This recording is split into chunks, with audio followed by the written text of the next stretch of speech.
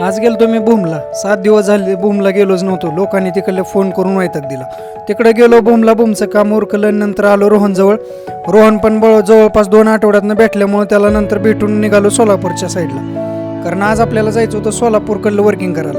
आणि सोलापूरला फायनली 1-1.5 तास लागला मला जायला. 1.5 तासानंतर सोलापूरमध्ये पोचलो. ती लगेच ऑर्डर रिसीव्ह केली आणि तिथनं पुढे निघालो मंचूर घोडेश्वर साईडला. घोडेश्वरच्या बाजूला आपल्याला सारखं जायला लागायला होतं, कारण तिकडं ऑर्डर लई निघालेले होते. आणि तिकडं सारखं 2 दिवस आड तिकडं चाललो होतो आपण. एका लोकेशनवर तर गेलो, तिथं इंग्रजी कुत्रंच आपल्या पायापाशी आलतं. जिंजळ्या केसाचं माहीत आहे का तुम्हाला? तिथं गेलो. नंतर एक शूट असा घेतला, एकदम भारी नेचर होतं शेतातलं. तिथं जवळपास काय केलं होतं, सूर्य मावळत्याला दिसला होता. आणि तिथलं काम उरकून आपण गेलो कुठं तर अंकोलीच्या भैरवाला.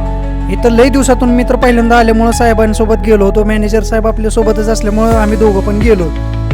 दर्शन घ्यायला गेलो. दर्शन घेतलं आणि 10 मिनिटानंतर आम्हाला कळालं की आज तिथली आरती पण लगेच होणार होती.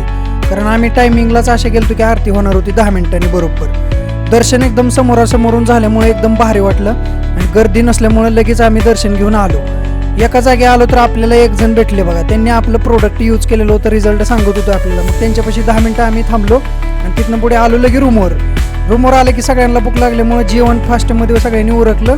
आणि थोड्या वेळानं आमचं ठरलं आज 31 डिसेंबरची आपण पार्टी करायची.